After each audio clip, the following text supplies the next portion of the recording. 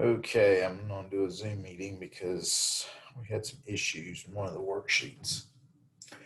And I want to refer you to this screenshot.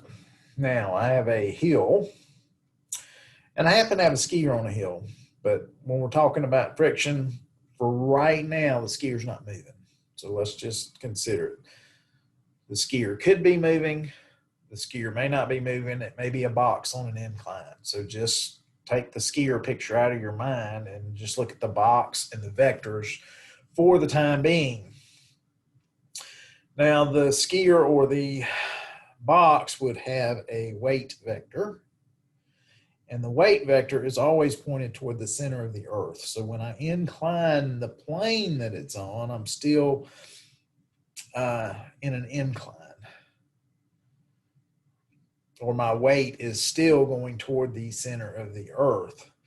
Now this vector, because of the right triangles and the angle, and notice the angle of incline is also the angle here, this vector can be broken down into the hill at a perpendicular angle and a down the hill weight vectors.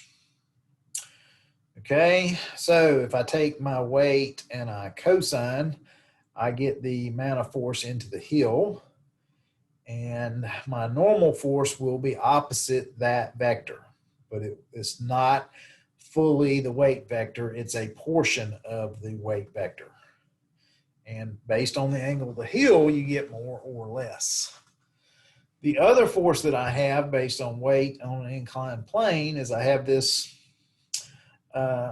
amount of the weight vector that is actually pointed down the hill. And what friction will do is friction will oppose that. And if friction can oppose whatever this weight vector is going down the hill, then my object won't move. In the case of the skier, my coefficient of static and then kinetic friction is probably less than this. And so I can only generate so much force of friction. So in the case of a skier, yeah, you're going to slide down the hill. But this is how it breaks down. So the down the hill force is actually the sine of the weight vector, or 25, the angle, the weight vector times the sine of 25. So whatever that angle is, or the angle of incline, that is my force down the hill. If I'm going to be equal and opposite that with friction, then that frictional force has to be equal to the down the hill force, or else I will have a net force in one direction, and therefore I will have movement, or I will have acceleration. So I would then take that force down the hill and my normal force, which is up, which is again a portion of the weight vector, times the coefficient of static friction, and that's my maximum force of friction. And if my force down the hill is greater than that, then I'll probably have movement. If it's not greater than that, then everything will be stationary. So I wanted to point that out. Now what I'm going to do is pause this video and go to another page and then restart it. Now I have gone to chapter 6, and I'm referencing this. This is a car making a turn on a flat surface. And so the weight and the normal force of the car is the same.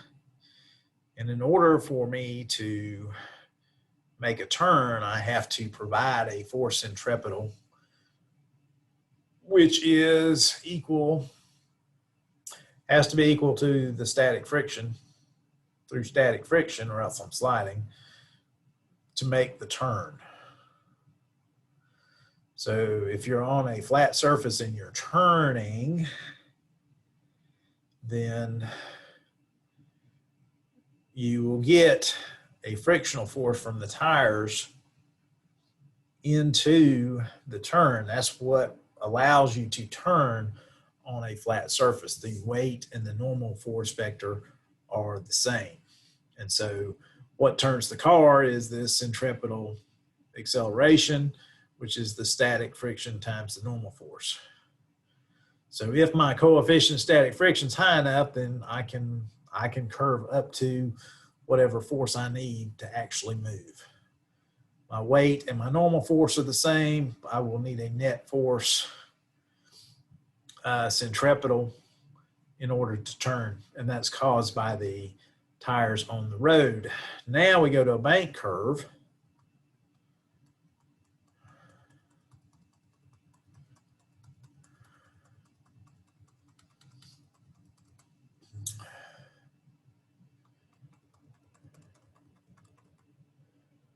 And only the normal force has a horizontal component, so this force must equal the centripetal. So this now kind of combines the down the hill from the skier problem with the centripetal force. So my banking angle times my normal force is the down the hill force, and that has to equal to the centripetal force.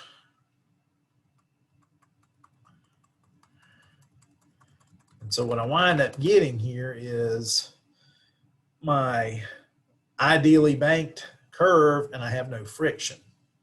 So now I have a car going around a curve, a banked curve, and if its velocity is a certain amount, and the radius of the curve is a certain amount, and the g is a certain amount, there is an angle at which I have no friction. So I can actually make this turn, and I won't have any friction, I won't have any wear on my tires.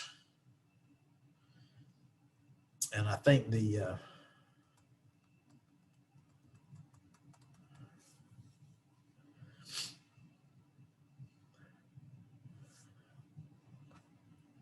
I think this is somewhat confusing. I think this is somewhat confusing.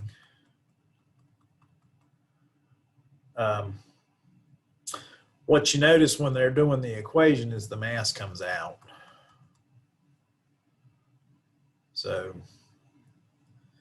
my normal force times the cosine of theta is my up force, which is going to wind up being my force of friction.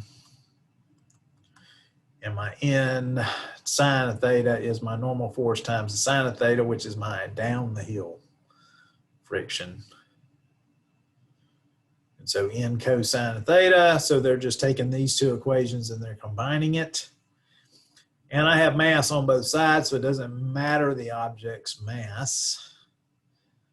So that's actually going to cancel out. Sine over cosine becomes tangent. And the g here goes to the other side. So I'm left with tangent theta is the velocity squared divided by the banking and the acceleration due to gravity. So